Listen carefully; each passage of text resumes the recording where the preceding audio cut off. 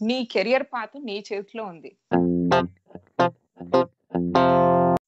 నువ్వు అక్కడ మళ్ళీ నేను తక్కువ అనే చూపించుకుంటున్నావు.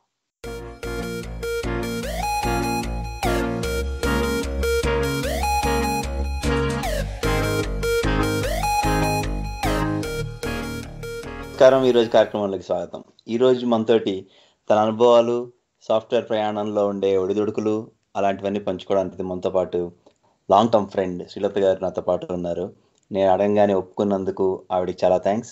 శ్రీలత గారు, మా కార్యక్రమంలోకి స్వాగతం. థ్యాంక్స్ అండి. అద్భుతం.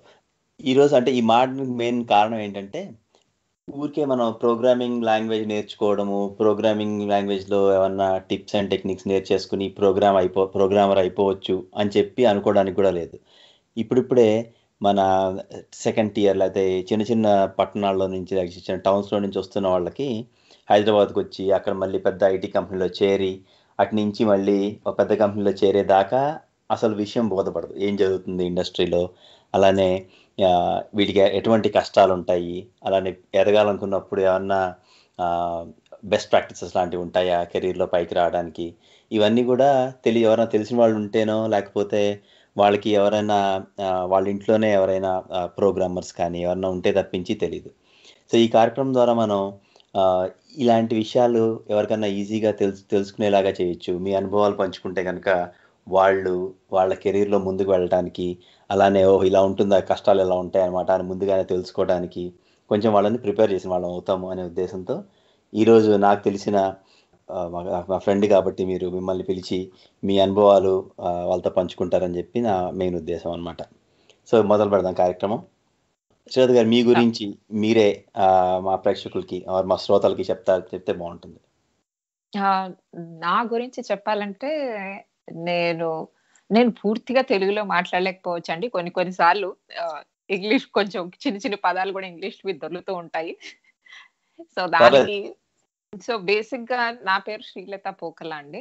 నేను మై ఎంటైర్ బ్యాక్గ్రౌండ్ ఎలా చెప్పాలి అంటే, నేను పుట్టి పెరిగింది అంతా హైదరాబాద్ లోనే.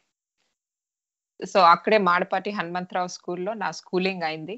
ఆ తర్వాత సెయింట్ జోసెఫ్స్ జూనియర్ కాలేజ్ లో నా ఇంటర్మీడియట్, ఆ తర్వాత ఎంసెట్ కంప్లీట్ చేసి వెంకటేశ్వర వాకాడు ఇంజనీరింగ్ కాలేజ్ లో ఇంజనీరింగ్ చేశాను, మెకానికల్ ఇంజనీరింగ్ 4 years. ఆ 4 years journey it was very good. కానీ నా ఎక్స్పీరియన్స్ ప్రకారం నేను మెకానికల్ ఇంజనీరింగ్ లో జాయిన్ అవడం those days it's a very big thing.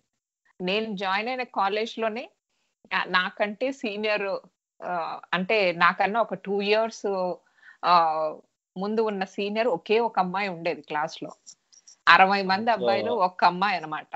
ఆ టైంలో అందరూ కంప్యూటర్ ఇంజనీరింగ్ కి ఎక్కువ మొగ్గు చూపేవారు కాబట్టి మెకానికల్ ఇంజనీరింగ్ తీసుకోవడం అంటే ఆడవాళ్ళు మెకానికల్ ఇంజనీరింగ్ తీసుకోవడం అనేది ఒక వింత విషయంగా తోచేది అనమాట అందరికైతే. అసలు అది కంప్యూటర్ సైన్స్ అప్పుడే వస్తోందండి. నేను మాట్లాడేది ఏ ఇయర్ అంటే, నేను 1994లో నేను జాయిన్ అయ్యాను ఇంజనీరింగ్ లో. I finished my engineering in 1998 ending లో. సో ఆ కాలంలో మెకానికల్ ఇంజనీరింగ్ ఆడపిల్లలు చేస్తున్నారంటేనే చాలా ఎక్కువగా, చాలా ఆశ్చర్యంగా ఉండేది. మా క్లాస్కి వచ్చేసరికి కొంచెం అన్నమాట ఒక 15 మంది ఆడపిల్లలు ఉన్నారు. So you can imagine those days engineering అమ్మాయిలు చేయడం కొంచెం కష్టమేనా, బట్ అప్పుడే ప్రొఫెషన్ లోకి అందరు అమ్మాయిలు ఎంటర్ అవుతున్నారు. లిటరల్ గా ఇంతకుముందు అమ్మాయిలు అందరూ ఎప్పుడు చూసినాను మెడిసిన్ చేసేవాళ్ళు బాగాను, ఇంజనీరింగ్ అంటే కొంచెం సివిల్ ఇంజనీరింగ్ లో ఉండేవాళ్ళు అమ్మాయిలు. కంప్యూటర్ సైన్స్ అప్పుడే ఇవాల్వ్ అవుతుంది కాబట్టి ఎలక్ట్రానిక్స్, మెకానికల్ లో అమ్మాయిలు కనిపించేది చాలా తక్కువ ఉండేదండి ఆ కాలంలో. సో స్లోగా ఇవాల్వ్ అయ్యి ఇప్పుడైతే కంప్లీట్ గా చేంజ్ అయిపోయింది అనుకుంటాను నేను. మేము ఇంజనీరింగ్ పాస్ అయ్యే టైంకే అమ్మాయిలు కాలేజెస్ లో చాలా పెరిగారనే చెప్పొచ్చు. సో ఆ జర్నీ అలా స్టార్ట్ అయ్యి, సో నేను 1999 అంటే మధ్యలో కొంచెం ఇయర్ ఎండ్ ఎగ్జామ్స్ అవి కంప్లీట్ అయ్యేసరికి 1999 అయింది. సో ఆ తర్వాత 2000 ఇయర్లో ఐ స్టార్టెడ్ మై కెరియర్ అని చెప్పాలి. హైదరాబాద్ లోనే software computer consultancy private limited ఉంటాను. అక్కడ జాయిన్ అయ్యాను. అది నా first career starting point as a programmer. మీరు ప్రోగ్రామర్గా జాయిన్ అయినప్పుడు ఐటీ ఇండస్ట్రీలో మీరు పలానా చోట పలానా గోల్స్, అంటే ఇక్కడ నేను ఉండాలి, ఇన్నేళ్లలో ప్రోగ్రామర్ అవ్వాలి, లేకపోతే కనుక కొన్నాళ్ళకి నేను లెట్సే ఒక సిస్టమ్ అనలిస్ట్ అవ్వాలి, ఇలాంటి గోల్స్ ఉండేవా? లేకపోతే ఉద్యోగం లాగానే తీసుకొని వెళ్ళారా? అంటే మీరు జాబ్కి అప్రోచ్ అయినప్పుడు ఈ టైంలో ఇది పాపులర్ జాబ్ కాబట్టి దీంట్లోకి వెళ్ళారా? లేకపోతే మీకు ప్రోగ్రామింగ్ అంటే ముందర నుంచే కొంచెం ఏమైనా ప్రత్యేకమైన అభిరుచి ఉందా? ఫ్రాంక్లీ స్పీకింగ్ అంటే నేను మెకానికల్ ఇంజనీరింగ్ చేశాను కాబట్టి నేను మెకానికల్ ఇంజనీరింగ్ సైడే ట్రై చేశాను ఫస్ట్. సంహౌ నా ట్రయల్స్ అంత సక్సెస్ఫుల్ కాలేదు. నేను కొన్ని ఇంటర్వ్యూలకు వెళ్ళడం, అక్కడ అనుభవాలు నాకు అంతగా, అంటే నేను సక్సెస్ కాలేదేమో ఆ ఇంటర్వ్యూస్ లో. బికాస్ నేను చెప్పాను కదా, ratio of the women in the mechanical engineering is very low. And మీరు ఎప్పుడైనా ఈ ఫ్యాక్టరీల వైపు అటు సైడ్ ఇంటర్వ్యూలకు వెళ్తే యువర్ జూనియర్ లెవెల్ ఇంజనీర్స్ అంటే మెకానిక్స్, వాళ్ళ ఎక్స్పీరియన్స్ తో వచ్చే నాలెడ్జ్ ట్రెమండస్ అండి. అండ్ ఎస్పెషలీ అది మగవాళ్ళ line, already they are very well experienced beyond engineering అన్నమాట వాళ్ళు. సో ఇది మనము ఎస్పెషలీ ఆడపిల్లలు అలాంటి రంగాల్లోకి వస్తున్నారు అంటే ఎలా అయినా కొంచెం ఒక రకమైన హెసిటేషన్ ఉండేది. వాళ్ళకి హెసిటేషన్ ఉండేది, మనకు ఆ హెసిటేషన్ ఉండేది. సో నేను ఎందుకో ఆ 2-3 ఇంటర్వ్యూలు అయ్యేసరికి నాకు సరిగ్గా నేను కనెక్ట్ అవ్వలేకపోయాను. సో నో మేబీ ఇది నా కెరియర్ పాత్ కాదేమో అనుకొని నేను స్లోగా ఈ జాబ్ ట్రయల్స్ అప్పుడే నేను మెల్లగా ఎందుకు ఊరికే ఉండడము అనేసి మేజర్ గా ఏంటంటే మా వాకాడు ఇంజనీరింగ్ కాలేజ్ లో అప్పుడు మనం ఇవి లేవు, క్యాంపస్ ఇంటర్వ్యూస్ లేవు మెకానికల్ ఇంజనీరింగ్ కి. సో అందువల్ల కొంతవరకు డిలే అయిందనే చెప్పొచ్చు నేను జాబ్ లో జాయిన్ అవ్వడం. సో ఈ ట్రయల్స్ చేస్తున్నప్పుడే మెల్లగా సాఫ్ట్వేర్ కూడా నేర్చుకుంటూ ఉన్నాను స్లోగా. అంటే అప్పుడు ఒకసారి జావా, ఆర్కిల్ అయిన వెంటనే మెల్లగా నా మెకానికల్ వైపు ఉన్న jobs plus as well as software ఉన్న వైపు జాబ్స్ కూడా ట్రై చేస్తూ ఉన్నాను అనమాట. ఇన్ఫోసిస్ అప్పుడు ఎక్కువగా ఎంట్రన్స్ ఫ్రెషర్స్ కి ఎగ్జామ్స్ ఉండేవి. అలా ఎగ్జామ్స్ రాస్తూ ఉంటే ఇలా సడన్ గా సాఫ్ట్వేర్ వైపు కెరియర్ ఎస్టాబ్లిష్ అయింది. నేను ఇంటర్వ్యూస్ క్లియర్ చేయడం, జాబ్ రావడంతో ఇంకా అలా స్టార్ట్ అయిపోయాను ఒక ప్రోగ్రామర్ లాగా. నేను స్టార్ట్ అయిన కొత్తలో కొన్ని ప్రాబ్లమ్స్ ఉండేవి కానీ బట్ మీరు అన్నట్టుగా నేను ఒక 2 ఏళ్లలో ఇంకేదో అయిపోవాలని మాత్రం అప్పుడు నేను అంత ఆలోచించలేదండి. బికాజ్ నాకు అప్పుడు కంప్యూటర్ ఇంజనీరింగ్ కొత్త. So what to expect, what not to expect అనేది నాకు తెలియదు. ఎందుకంటే మా ఇంట్లో నేను ఫస్ట్ ఇంజనీర్ని, మా అక్క ఆల్రెడీ ఆర్కిటెక్ట్ అయినా తన background totally different, she civil. But నేను సాఫ్ట్వేర్ అవడంతో నాకు పెద్దగా ఎక్స్పీరియన్స్ లేదు, ఇంట్లో ఎవరు ఆ బ్యాక్గ్రౌండ్ నుంచి లేరు కాబట్టి ఇట్ వాజ్ న్యూ.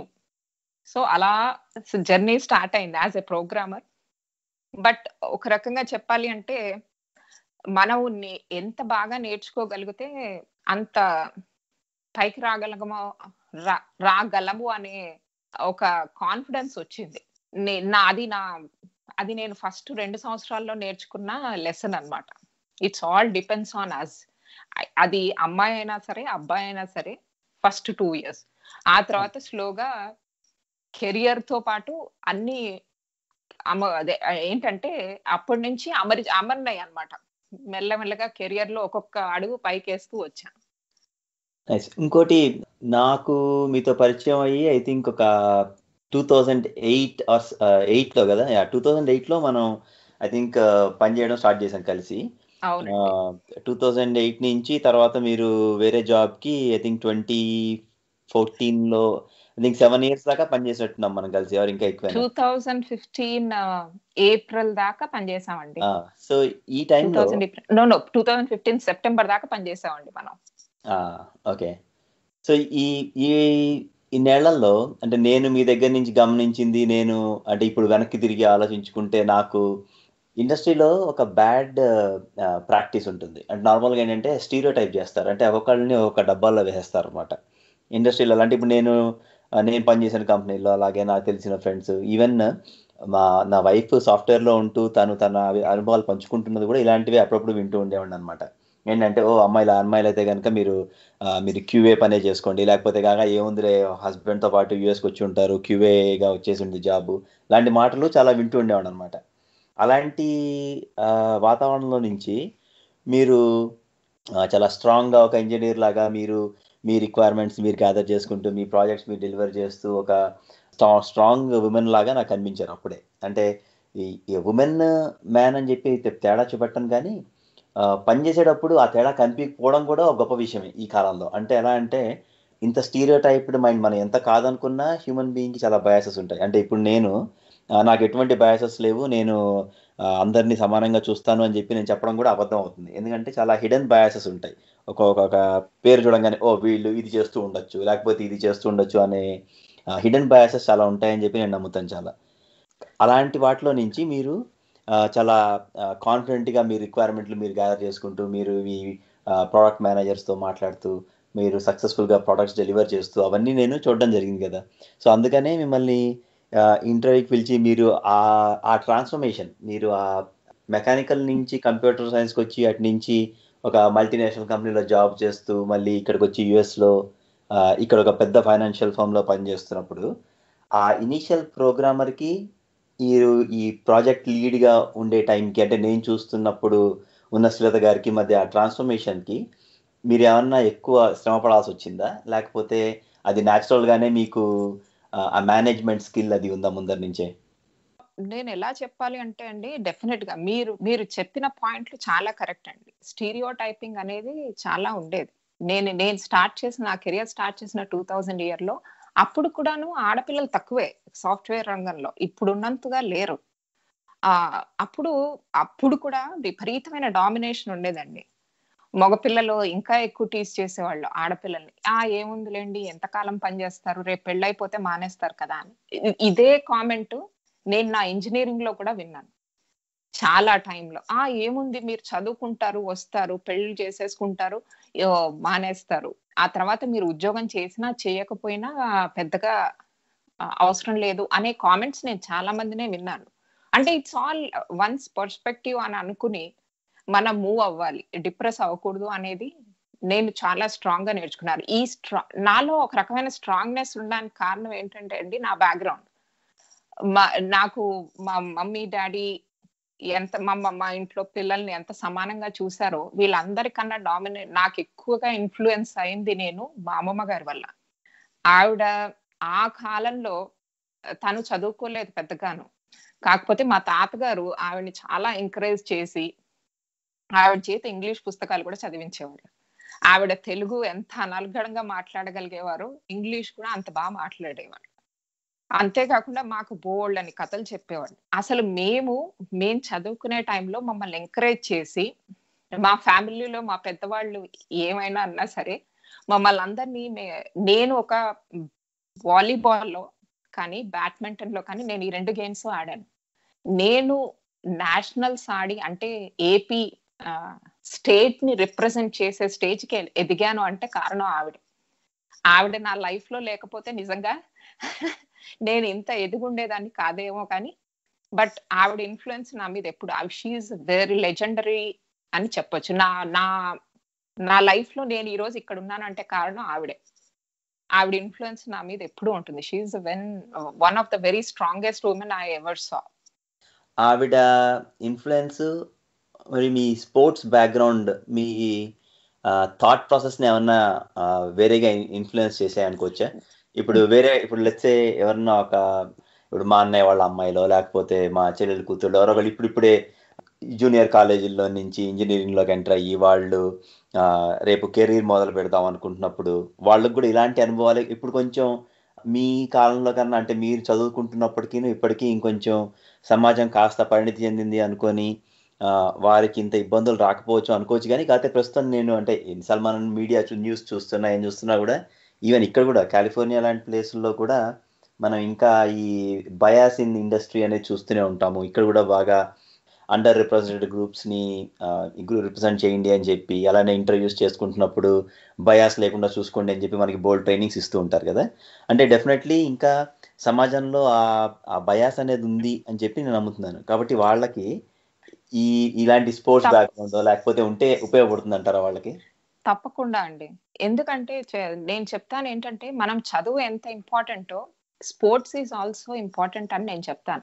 ఆడపిల్లలంటే ఓన్లీ చదువుకొని ఏదో ఇంజినీరింగ్ చేసేసాము, ఒక 90% మార్క్స్ వచ్చేసాయి, 70% మార్క్స్ వచ్చేసాయి, ఆ తర్వాత సాఫ్ట్వేర్ ఇంజనీర్లు అయిపోయాము, ఆ తర్వాత అలా వెళ్ళిపోయావు, పెళ్ళిళ్ళు అయిపోయాయి, పిల్లలు వచ్చేసారు, ఆయన ఏదో కెరియర్ కంటిన్యూ అయిపోతుంది అనే కన్నా ఒక పర్స్పెక్టివ్ ఎలా అంటే, మీరు ఏంటి వెనక్కి తిరిగి చూసుకుంటే అసలు నేను అనేది ఏంటి, అమ్మ, చెల్లెలు, అక్క, ఈ భార్య ఇవన్నీ వదిలేసి పక్కన పెట్టేస్తే అసలు నేను అనేది ఏంటి అనేది రిప్రజెంటేషన్ అది కావాలి, importance.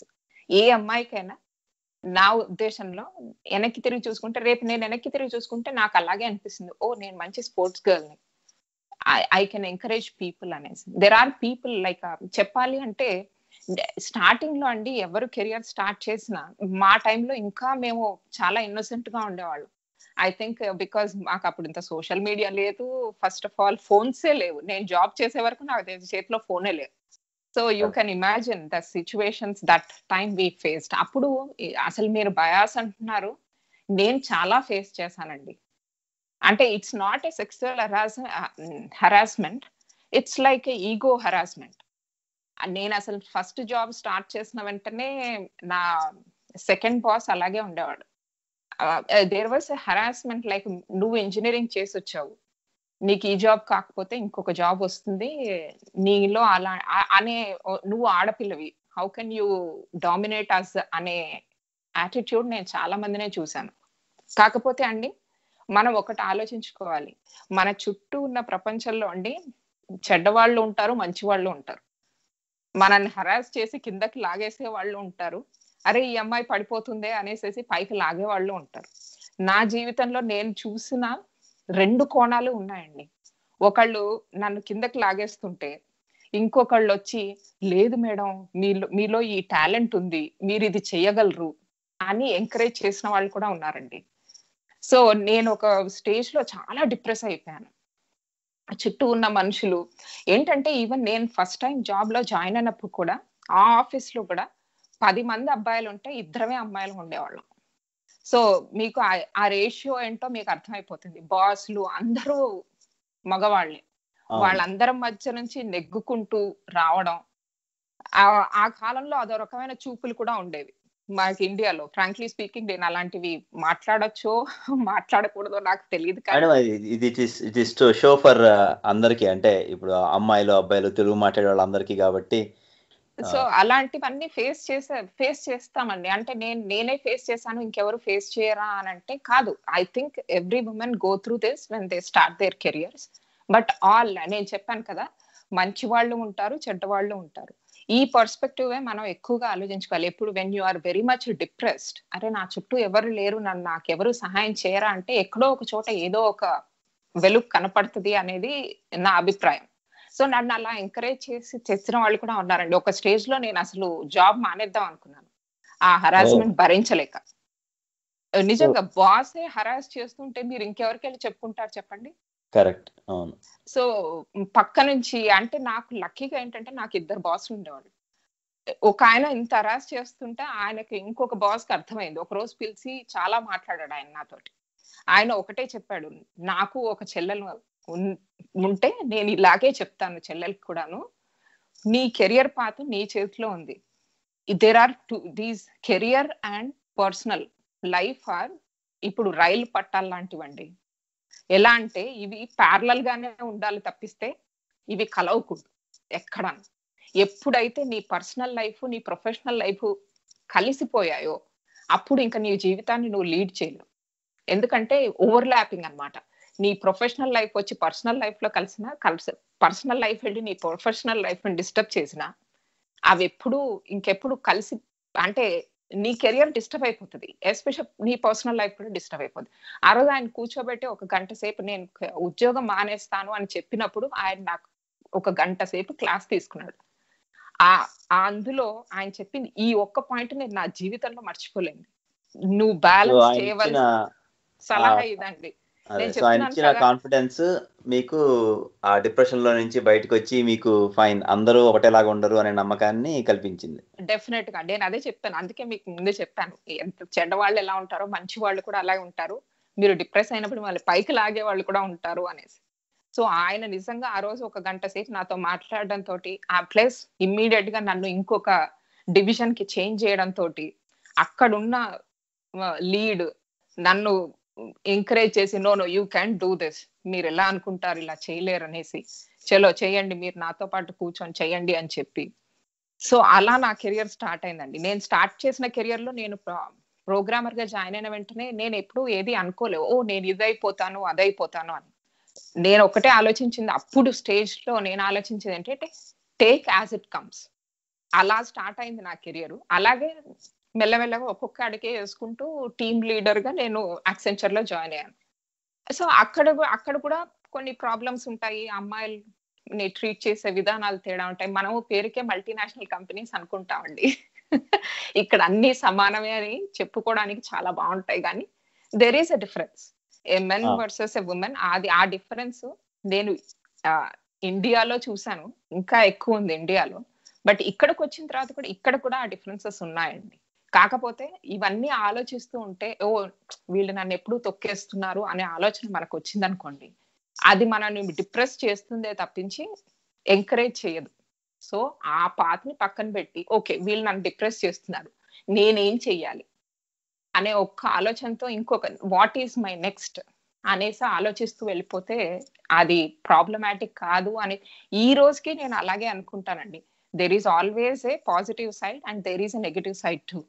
But okay, think towards the positive, move your self towards the positive. So automatic గా నువ్వు పాజిటివ్ గా ఆలోచిస్తే డెఫినెట్ గా ఎందుకంటే ఇప్పుడు ఇంతకు ముందు అంటే నేను ఒంటరిగా ఉన్నప్పుడు అది వేరు, నా career is everything for me. ఇంటికి వెళ్ళగానే నన్ను ఎవరో ఒకళ్ళు చూసుకునేవాళ్ళు, అవన్నీ చాలా బాగుంటాయి. But once you married and when you are having kids, men also equally share the responsibility, కానీ ఉమెన్ కి మోర్ రెస్పాన్సిబిలిటీ ఉంటుందండి. కొన్ని డిఫాల్ట్ అసంప్షన్స్ ఉంటాయేమో ఇందులో. అలా అంటే మన అంటే ఒక అబ్బాయి పర్స్పెక్టివ్ లో నేను ఓన్లీ ఇవి ఇలా ఉంటారు, ఇలా కష్టాలు ఇలా ఉంటాయనో, లేకపోతే ఇలా ఆలోచించగలనే తప్పించి ప్రత్యక్షంగా వాటిని అనుభవించాను. కాబట్టి కొన్ని నా ఉద్దేశంలో ఏంటంటే కొన్ని సమాజం బట్టో, లేకపోతే కొన్ని మీ చిన్నప్పటి నుంచి పెరిగిన వాతావరణం బట్టో, కొన్ని డిఫాల్ట్ గా ఇది మీరు చేసేయాలి అన్న అభిప్రాయంలో పొందుతారు. ఎస్, అది కరెక్టే అండి. కాకపోతే అదే చెప్తున్నాను కదా, నాకు ఆ పాయింట్, నేను నా జీవితంలో నేను ఎప్పుడు వదిలేని పాయింట్ ఏంటి అంటే personal life versus the professional life అండి. అది ఎంత కష్టమైనా సరే, జాబ్కి వచ్చినప్పుడు నేను ఇంటి గురించి ఆలోచించాలనే ప్రయత్నం చేయను. ఇంట్లో ఎంత టఫ్ సిచ్యువేషన్ ఉన్నా దాన్ని పక్కన పెట్టేసి నా జాబ్, ఆ రోజు నేను ఓకే, నేను చాలా స్ట్రెస్ఫుల్ గా ఉన్నప్పుడు, ఇంట్లో ఏదో స్ట్రెస్ఫుల్ గా జరుగుతోంది అన్నప్పుడు, maybe I may not be able to concentrate and give 8 hours of work, but at least if I can focus I can give 6 hours of work అనుకుంటాను. మళ్ళీ అక్కడి నుంచి వచ్చి ఇంటికి వచ్చిన తర్వాత నేను అక్కడ వదిలేసి రావాలి అనుకుంటాను. నేను జాబ్ లో ఏమైతే చేశానో 5 గంటల తర్వాత, ఓకే నేను ఇప్పుడు ఇంటికి వెళ్ళాలి అనే టైం ఉన్నప్పుడు, అక్కడ నేను ఏదైతే పని అప్పటి వరకు చేసి వదిలేసానో అది అక్కడికి కట్ ఆఫ్ అని అనుకుంటాను. ఇంటికి వచ్చిన తర్వాత as a mom, as a home taker, నేను నా డ్యూటీలు ఇక్కడ సపరేట్ గా ఉంటాయి. మళ్ళీ నేను ఇవి ఎప్పుడైతే నేను నా జాబ్ టెన్షన్స్ ని నేను ఇంటికి తీసుకొస్తే, దానివల్ల నా ఫ్యామిలీ ఎఫెక్ట్ అవుతుంది, పిల్లలు ఎఫెక్ట్ అవుతారు, నేను ఎఫెక్ట్ అవుతాను. సో అది వదిలేయాలనే ప్రయత్నం నేను ఎప్పుడూ చేస్తూ ఉంటాను. సో ఫార్ ఐఎమ్ సక్సెస్ఫుల్ అనే అనుకుంటాను. ఎందుకంటే ఈవెన్ టుడే నేను ఆర్కిటెక్ట్ అని చెప్పుకోవడానికి బాగుంటుంది, కానీ as a women being an architect, being in to such a positions, చాలా ప్రూవ్ చేసుకోవాలండి ఆడపిల్లల్ని. అది నా పర్సనల్ అని నేను ఫీల్ అవుతున్నాను. ఇంతే కాకుండా ఎక్కడైనా సరే a man versus a woman అనే సిచ్యువేషన్ వస్తే, I still feel that women are not treated equivalent of a man అని. So I don't expect also. చెప్దాం అనుకో ఎలా అంటే మీరు చెప్పిన దాన్ని ఇంకాస్త విశదీకరించి చెప్పాలంటే కనుక, ఒకే పని మీరు చేయడానికిను ఇంకొక ఒక అబ్బాయి చేయడానికి మరి తేడా ఏముంటుందంటే, మీకు ఆల్రెడీ ఈ విషయం అంత రాదు అనే అభిప్రాయంలో ఎదుటివాడు ఉంటాడు కాబట్టి, మీరు ఏదన్నా సులువుగా చేసేస్తే, ఇది చాలా సులువుగా చేశారు మీరు, ఇది చిన్న పని కాబట్టి ఈజీగా చేశారు.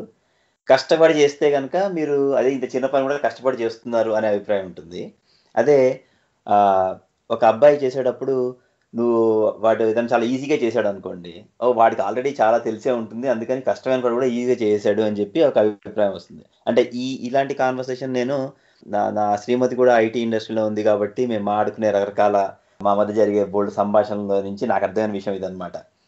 అంటే నేను అలాంటి కరెక్టే, మీరు చెప్పింది కూడా కరెక్టే అండి. But again I don't enter in to that perspective అండి.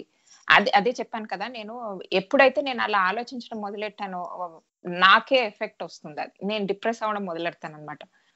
ఇప్పుడు ఎస్పెషల్లీ అండి, నేను రీచ్ వదిలేసిన తర్వాత నుంచి రీచ్ ఉన్నంత వరకు నేను ఒక కెరియర్ లీడ్ చేశాను. That time I was very busy with my kids. I had twins, మీకు తెలుసు కదా. So with the twins and taking care of them as well as the career is very tough times. 35 miles up, 35 miles down. So మొత్తం కనుక 70 miles రోజుకి journey చేసేదాన్ని. So అదే అది ఒక రకమైన డిప్రెషన్, రైట్? నేను ఒక స్టేజ్ లో where I was taking care of my kids, అంటే నా డెలివరీ అయ్యి పిల్లలకి first 2 years I lost my self. పొద్దున్న లేసి ఆఫీస్కి వెళ్ళడం, ఏదో పని చూసేసుకోవడం, మళ్ళీ పరిగెత్తుకుంటూ వచ్చేయడం, వాళ్ళని చూడడం, వాళ్ళు చిన్నపిల్లలుగా ఉన్నప్పుడు ఉండే tensions, they will become sick most frequent, like often time they will fall sick కదా చిన్నగా ఉన్నప్పుడు. సో అది first time as a mom with the 2 kids. అది చాలా అంటే it's how much you enjoy being a mom, it's also a stressful. అంటే మీరు పక్కన పిల్లల్ని చూస్తే వాళ్ళు మనకు చాలా ముచ్చటేస్తుంది, కానీ మన సొంత పిల్లల దగ్గరకు వచ్చేసరికి మనం చాలా టెన్షన్ పడతాం. ఐ థింక్ ఆ మదర్హుడ్ ని ఎంజాయ్ చేసే కన్నా స్ట్రెస్ఫుల్ గానే ఉంటుందని నేను అనుకుంటాను ప్రతి ఒక్కళ్ళకి, especially with the first time moms with having a very strong career along with it. So అది ఆ పట్టాలలాగా, కాకపోతే ఏంటంటే ఒక పట్టాల మీద ఒక దాని మీద స్ట్రెస్ ఎక్కువ పడుతుంది. ఎగ్జాక్ట్లీ అండి. కాకపోతే అది మనం ఆలోచించాలి, కరెక్టే, అది వెరీ స్ట్రెస్ఫుల్. అందుకని నేను ఒక స్టేజ్ లో చాలా డిప్రెస్ అయిపోయి, ఇదేంటి నేను ఏమీ చేయట్లేదు, అసలు నా కెరియర్ మర్చిపోతున్నాను అనే స్టేజ్కి వెళ్ళిన రోజులు కూడా ఉన్నాయి. సో అక్కడే ఒక పాయింట్ నేను చెప్పాలంటే, ఇది నేను నా పర్సనల్ అని, నాకు ఒక గొప్ప అని నేను చెప్పను, కానీ నేను ఒక రోజు కూర్చొని ఆలోచించాను, ఏంటి why I'm wasting my time here, నేనేంటి వెళ్తున్నాను వస్తున్నాను పిల్లల్ని చూసుకుంటున్నాను, ఏంటి నేనేం చెయ్యట్లేదు ఇంతకు మించి, I have to do something అనే థాట్ వచ్చింది. సో ఏం చేద్దాం, ఓకే ఇప్పుడు లో నా కెరీర్ లైక్ ఓకే నేను మానేసి బయటికి వెళ్ళాలి అంటే ఏం చేయాలి, what is my further goal అనే ఒక చిన్న ఆలోచన వచ్చింది. ఆ ఆలోచన నుంచి పుట్టిందే నేను పిఎంపి రాయడానికి, ఆ సర్టిఫికేషన్ చెయ్యాలి అనే థాట్ వచ్చింది అక్కడే అండి. నేను ఏదో ఒకటి చెయ్యాలి అనే ఉద్దేశంతో నేను ఆ సర్టిఫికేషన్ కి స్టార్ట్ చేశాను. అది it really boosted my personal thing అండి. అంటే చాలా ఎంకరేజ్మెంట్ దొరికింది నాకు. అది ఒక 6 నెలలు ఒక యజ్ఞంలా చేశాను నేను. అది ఆఫీస్కి వెళ్ళడం, ఆఫీస్లో ఆఫీస్ పనులు చేయడం, ఇంటికి వచ్చి పిల్లలు, వాళ్ళు చిన్న పిల్లల్ని వాళ్ళని తొందరగా నైట్ పడుకోబెట్టేసి మళ్ళీ నైట్ ఒక 2 to 3 hours కూర్చొని చదువుకోవడం. సో ఇది ఒక ఎందుకో అది అలా చేస్తున్నప్పుడు నాకు స్ట్రెస్ఫుల్ గా కన్నా చాలా రిలాక్సింగ్ అనిపించింది. ఏంటంటే ఓకే ఐఎమ్ డూయింగ్ సంథింగ్ అనే ఫీలింగ్ అనమాట. నన్ను నిజంగా మోటివేట్ చేసింది ఆ పిఎంపి ఎగ్జామ్ అండి. అది నేను పాస్ అయిన రోజు I felt so happy, I achieved something అన్న థాట్ వచ్చింది నాకు.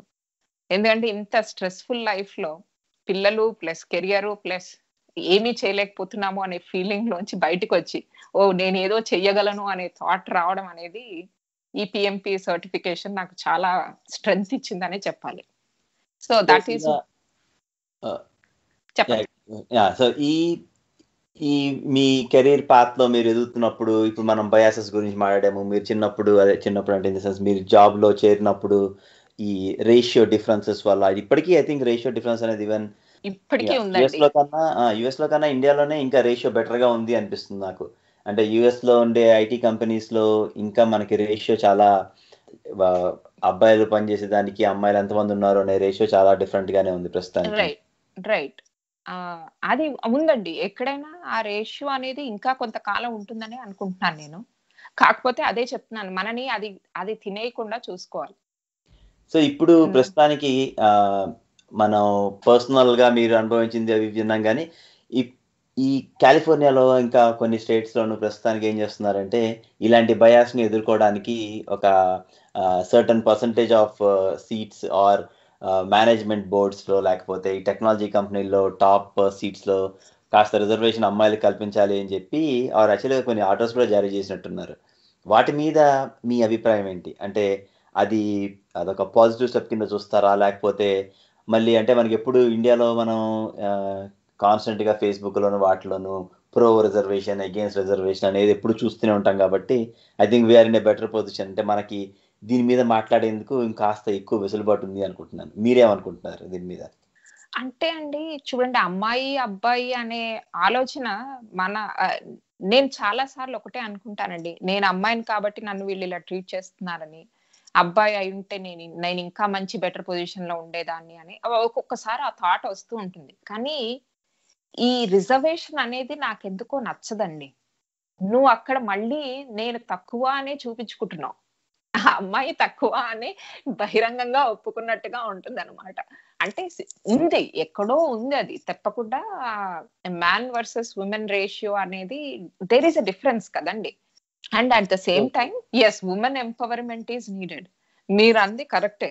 చాలా కంపెనీస్ ఎంకరేజ్ చేస్తున్నాయి వుమెన్‌ని కూడాను. They have a different women groups. Frankly speaking even మాకు చాలా వుమెన్ గ్రూప్స్ ఉన్నాయి. వుమెన్ ఎంపవర్‌మెంట్ అంటారు. సమ్‌హౌ అండి ఫ్రాంక్లీ స్పీకింగ్ నేను వాటిట్లల్లో మెంబర్‌నే అయినా, నన్ను నేను కొంచెం దూరంగానే ఉంచుకుంటాను వీటిటికి. ఎందుకంటే I don't want to be in a world where okay. Men is వుమెన్‌ని ఎంకరేజ్ చేయడానికి ఇంకెవరో కావాలి అని నేను అనుకోను. వుమెన్ వాళ్ళిచ్చే షుడ్ ఎంకరేజ్ వుమెన్‌ని ఎంకరేజ్ వాళ్ళిచ్చే చేయడానికి ఇంకెవరో ఫస్ట్ గిఫ్ట్ కావాలి లాగా అని నేను ఉండకూడదు. అనుకోను. మీరు నన్ను ఎగ్జాక్ట్‌లీ. సెపరేట్‌గా చూడకపోతే చాలు మహాప్రభు అనేలాగా ఉండాలి అంటారు. అది. ఎగ్జాక్ట్‌లీ.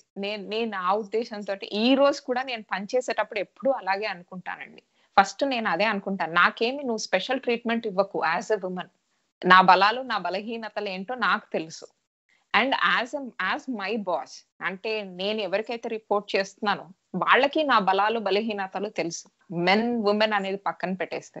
సో, ఇవి మనకి మనం అనుకోవడం తప్పించి ఇవన్నీ పక్కన పెట్టేసి మీరు ఒకసారి వెళ్ళే ప్రయత్నం చేయండి. నేను అది ఎవ్రి వుమెన్‌కి నేను చెప్పేదదే. నువ్వెప్పుడు నీ కెరియర్ స్టార్ట్ చేసేటప్పుడు అబ్బో! నేను అమ్మాయిని అనే థాట్‌లోంచి బయటికి రావాలి. అది ఒకటేసారి వచ్చేస్తుందని కూడా నేను అనను. మన సర్కమ్‌స్టాన్సెస్, మన పెరిగిన వాతావరణం, మన తల్లిదండ్రులు మనల్ని ఎలా ట్రీట్ చేస్తారు అనేది కూడా చాలా మనకి ఇన్‌ఫ్లూయెన్స్ ఉంటుందండి. మనల్ని సమానంగా పెంచే తల్లిదండ్రులు ఉంటారు.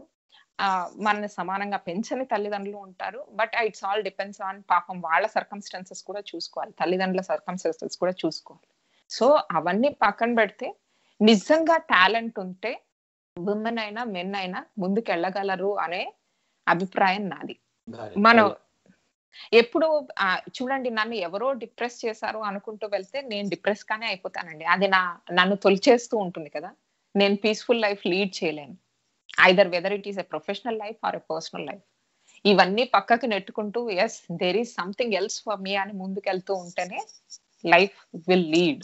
అండ్ డెఫినిట్‌గా నువ్వు అనుకున్నది ఈ రోజు అచీవ్ అవ్వకపోయినా ఇంకొక రకంగా యూ విల్ అచీవ్ ఇట్ అనేది నా నమ్మకం.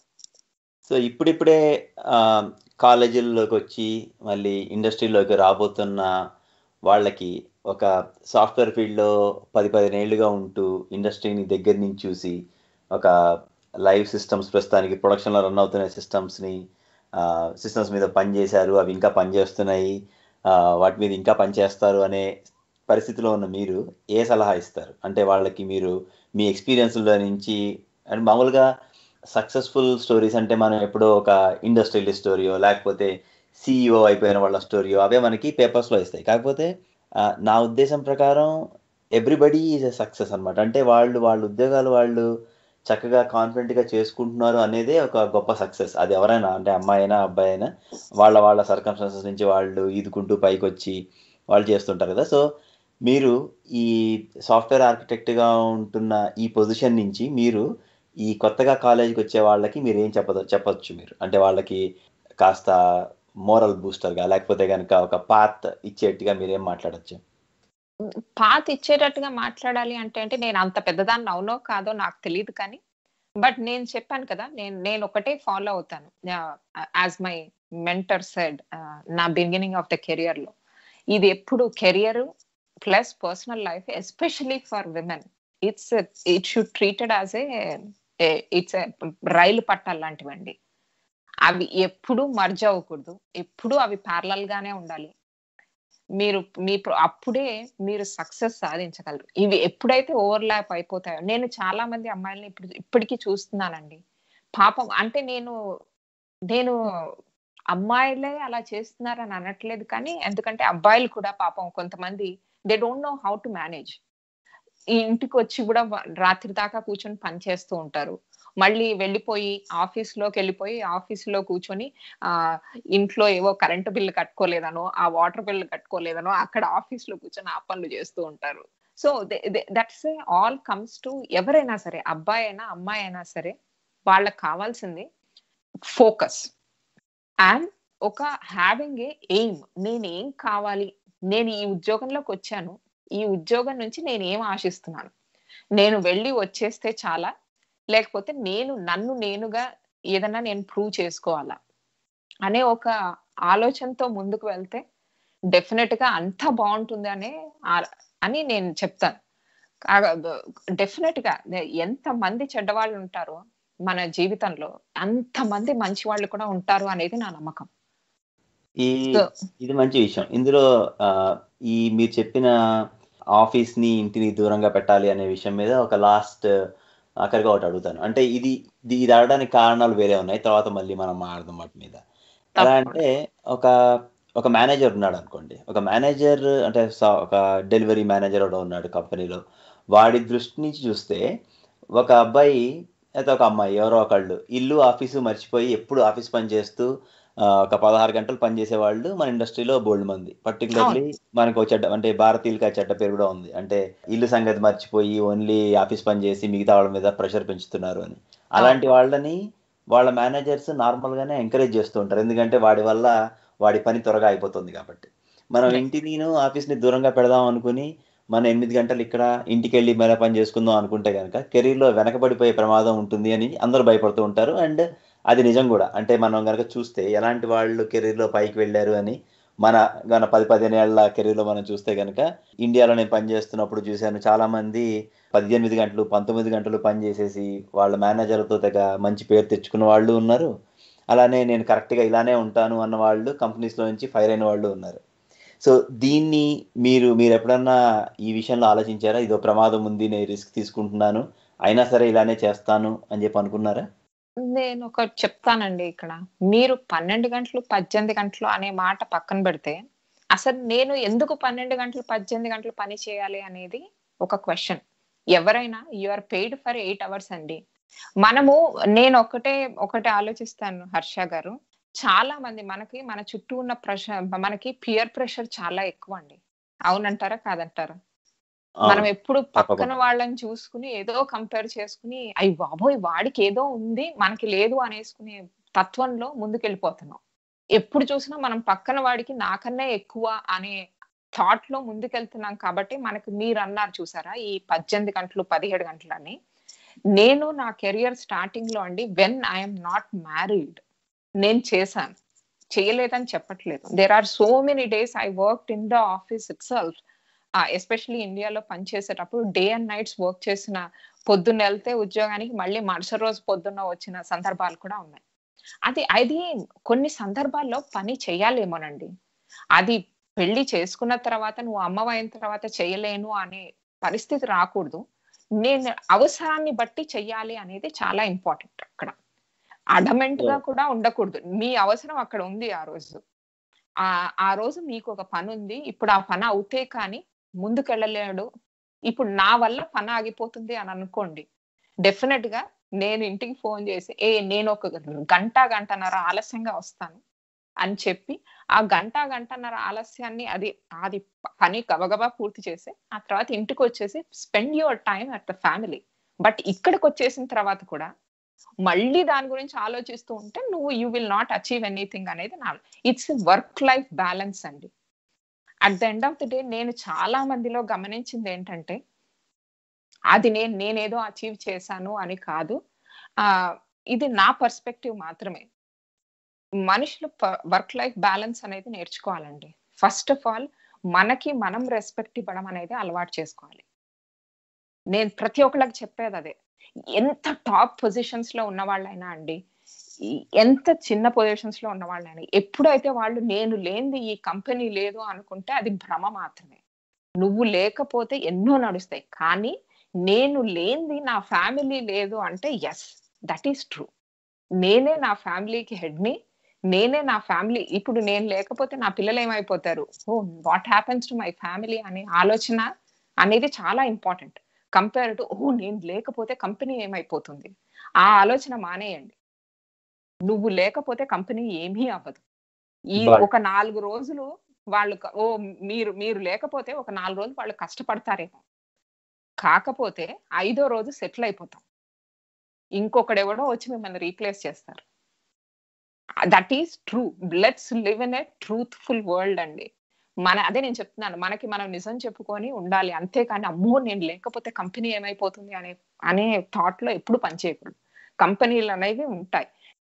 అత్యవసర పరిస్థితుల్లో పనిచేయడం, ఆఫీసుల్లో ఓమని 18 గంటలు 19 గంటలు పనిచేయడం అనేది ఒక ఎక్సెప్షన్ లాగా ఉండాలి, కానీ రూల్ లాగా ఉండకూడదు అంటారు. అంతే. ఇంతవరకు అంటే ఇన్ని సంవత్సరాల నా కెరియర్ లో నేను ఎప్పుడూ అలా థ్రెటన్ అవ్వలేదు. ఫ్రాంక్లీ స్పీకింగ్, ఎవరో కూర్చొని చేసేసి కంప్లీట్ చేసేసాడు, అర్రే నేను కంప్లీట్ చేయలేకపోయాను దాన్ని అనే రోజు నాకు రాలేదు.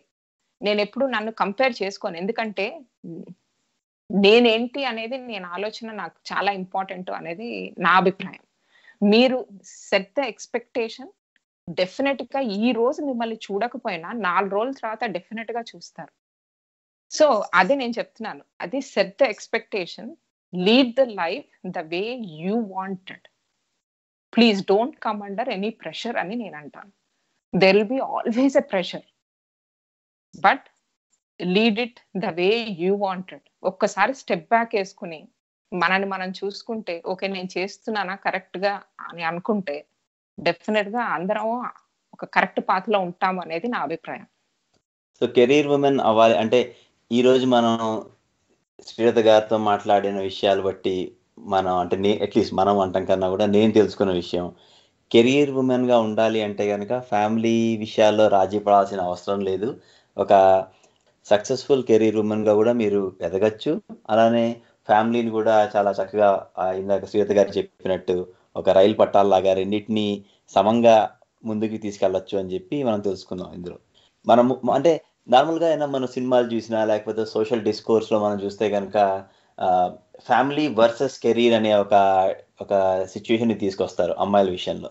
అమ్మాయి అంటే పెళ్లిది అవసరం ఏంటి, ఇప్పుడు నువ్వు కెరీర్ ఉమెన్ కాబట్టి నువ్వు అబ్బాయిల గురించి పట్టించుకోవాల్సిన అవసరమే లేదు, నువ్వు ఓన్లీ ఒక కంపెనీకి సీఈఓ అయ్యేదాకా నువ్వు ఇంకా ఫ్యామిలీని పట్టించుకోకర్లేదు అనేలాగా మాట్లాడే ఒక అతి తీవ్రవాదం ఒక పక్క ఉంటుంది. అలానే ఇంకొంచెం సాధారణవాదం ఈ పక్క వచ్చేసరికి అమ్మాయిలు ఉద్యోగం చేయాల్సిన అవసరం ఏంటి, మొత్తం ఇంట్లోనే ఉండి పిల్లల భవిష్యత్తు లేకపోతే ఇల్లు చక్కదిద్దుకోవడం ఒకటే వాళ్ళ పని, అది వాళ్ళకి ఒకటి మాత్రమే వాళ్ళు చేయాల్సిన పని అనే ఒక ఇటుపక్క ఎక్స్ట్రీమ్ ఒకటి ఉంటుంది.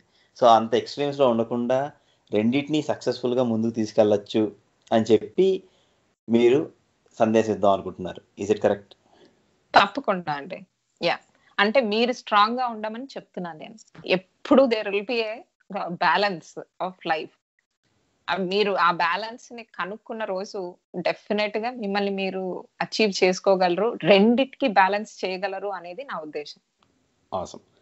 చాలా థ్యాంక్స్ శ్రీలత గారు. ఈరోజు శనివారం పూట రాత్రి పిల్లలందరూ పడుకున్నాక ప్రత్యేకంగా ఈ 1 hour టైం నాకు కేటాయించి మీ కెరీర్ పాత్ లో మీరు అనుభవించినవన్నీ, అలానే మీ సక్సెస్లు, మీ డిప్రెషన్స్ అన్ని కూడా మాతో షేర్ చేసుకున్నందుకు చాలా చాలా థ్యాంక్స్.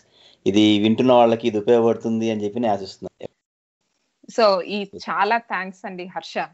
ఫ్రాంక్లీ స్పీకింగ్ నేను ఎప్పుడు ఎవరితోటి ఇంత ఓపెన్ గా మాట్లాడలేదు. But you have given me this opportunity to talk to me and it's like almost 1 hour కదా.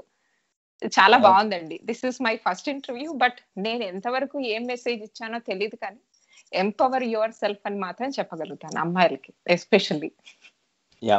మాతో మీ అంతరంగాన్ని ఆవిష్కరించినందుకు చాలా ధన్యవాదాలు. ఇలాంటివి మరోసారి ఎప్పుడైనా మళ్ళీ ఇంకోసారి మనం మీ కెరీర్లో ఇంకా మీరు పైకి వెళ్ళి ఈ కంపెనీలకి సిఇఓలు సిటిఓలు అయిపోయినప్పుడు మళ్ళీ ఇంకోసారి మా ఈ తెలుగాలజీ ఛానల్కి వచ్చి పాడ్కాస్ట్కి వచ్చి మీరు ఇంటర్వ్యూ ఇస్తారని చెప్పి ఆశిస్తున్నాను. అప్పటిదాకా సెలవు. నమస్కారం. థ్యాంక్ యూ అండి. నమస్కారం.